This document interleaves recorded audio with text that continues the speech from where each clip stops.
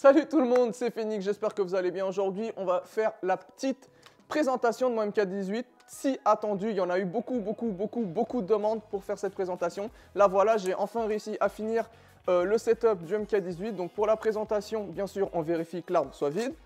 Rien dans la chambre, on percute à vide et on met la petite sûreté. Donc pour commencer, on va commencer. Pour commencer, on va vous présenter la petite crosse que j'ai installée dessus, la fameuse Magpul CRT. Pourquoi je l'ai changée? Tout simplement parce que au niveau ergonomique, je la trouve un peu plus fine que celle d'origine, donc elle va mieux se caler au niveau de mon épaule. Bien sûr, on a les fameux 6 positions d'un AR-15. Voilà. Ensuite, pour la petite poignée arrière, j'ai pris la K2+, aussi de chez Magpul. Pourquoi la plus? Parce que les versions plus de chez Magpul, elles ont tout simplement la texture caoutchouteuse, donc quand vous tirez sans gants, je trouve que ça agrippe beaucoup mieux au niveau de la prise en main. La K2+, le gros avantage, je ne sais pas si vous voyez, mais l'angle est beaucoup plus droit. Donc bien sûr, quand je tiens mon arme, je casse un peu mon poignet. Voilà, c'est par rapport à ma prise en main. Donc elle me convient parfaitement. Mais bien sûr, si vous voulez prendre la MOE, prenez les versions plus, surtout dans les stands de tir où vous tirez sans gants. Parce que ergonomiquement, et je trouve qu'au niveau prise en main, le fait qu'elle soit en caoutchouc, je trouve ça beaucoup plus confortable. Bien sûr, on a changé le ponté parce que chez Daniel Défense, l'arcade est liée à la poignée. Donc bien sûr, j'ai mis la fameuse Magpul classique en plastique. Et ensuite, vous avez bien vu qu'on a bien changé la fameuse détente. On l'appelle ici dans le milieu la détente illégale. Tout simplement pourquoi? Parce que c'est une détente qui a été conçue vraiment pour le tir sportif. Donc, elle n'est vraiment pas de reset. Donc, on arrive au point dur et à peine on appuie, ça part directement. La pression, elle est environ à 1,2 kg, 1,3 kg en fonction des boîtiers. Donc, j'ai bien sûr mis le ressort allégé et le reset, il n'y en a presque pas. Ok? Ensuite, pour tout ce qui est partie mécanique à l'intérieur, donc au niveau de la culasse, j'ai laissé celle d'origine, le ressort récupérateur d'origine. Pour le charging handle, j'ai laissé celui d'origine et le sélecteur de tir ambidextre, toujours d'origine.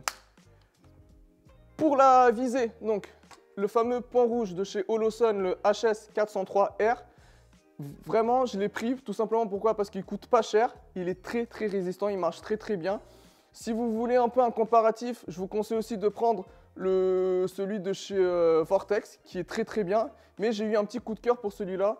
Et vu le prix, franchement, il ne paye pas de mine, il est très bien. Pour l'allumer, vous avez juste à tourner et changer l'intensité. Donc celui-là, il est version en point rouge. Vous avez bien sûr aussi le point vert disponible.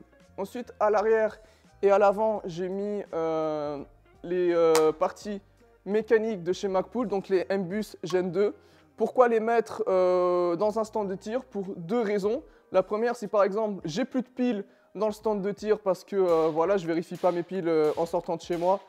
Imaginons j'ai plus de piles mais que je veux quand même tirer. Donc l'avantage c'est que sans démonter le point rouge, vous pouvez utiliser les visées mécaniques de chez Magpul en quickness. Donc on éteint le point rouge et on voit à travers la vitre.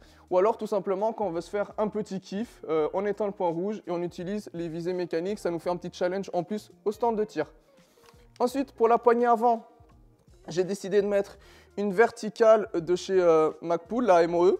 Donc, bien sûr, je ne vais pas tenir l'arme ici. Donc, l'avantage de tenir ici, c'est surtout les gens qui veulent essayer mon AR. En général, ils prennent ici comme ça. Ils ne cherchent pas à mettre la main un peu partout, surtout pour éviter de toucher le canon. Moi, je vais plus la tenir ici. Donc, ça va notamment m'aider à venir bloquer mes deux doigts quand je vais tenir mon arme. Et voilà, je trouve qu'elle est confortable. Pour le prix, c'est l'une des plus costauds à l'heure actuelle sur le marché. Je trouve que ça fit bien au niveau de l'arme. Ensuite, pour l'avant, j'ai mis quoi? J'ai mis tout simplement un frein de bouche, donc un compensateur de chez Ace Ultra. Pourquoi avoir pris cette marque? Très simplement parce que c'est l'une des moins chères à l'heure actuelle du marché. C'est finlandais, donc européen. Ça a déjà fait ses preuves.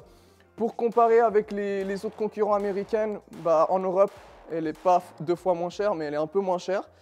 Et pourquoi mettre un compensateur? Tout simplement pour venir accueillir le fameux silencieux de chez Ace Ultra. Donc ça, c'est les anciennes versions. C'est les Jet Z. Donc c'était des silencieux qui ont été conçus pour les petits calibres. Donc qui sont un peu plus lourds, mais qui marchent très bien. Et pour le prix, il faut se dire que par rapport à la concurrence, c'est divisé par 2. Par exemple, si on prend un Surefire ou même un BT par contre. Ah, donc voilà, c'est ça le problème. C'est pour l'installer, bon, c'est un Borlock, donc très simple à utiliser. Vous avez vu en 2-3 clics, c'est parti. Ça ne bouge pas. Le seul petit inconvénient, je trouve, c'est quand même l'un des silencieux qui ramène le plus de gaz vers l'arrière. Mais voilà, pour le stand de tir, pour tirer de temps en temps sans gêner les autres tireurs, c'est parfait. Ensuite, on va finir avec le chargeur, bien sûr. Donc pour les chargeurs, 30 coups avec la petite fenêtre, ça donne un petit style. Quand il y a les munitions, bien sûr, le chargeur, il est vide. Comme ça, je vous montre à quoi elle ressemble au final quand elle est complètement montée.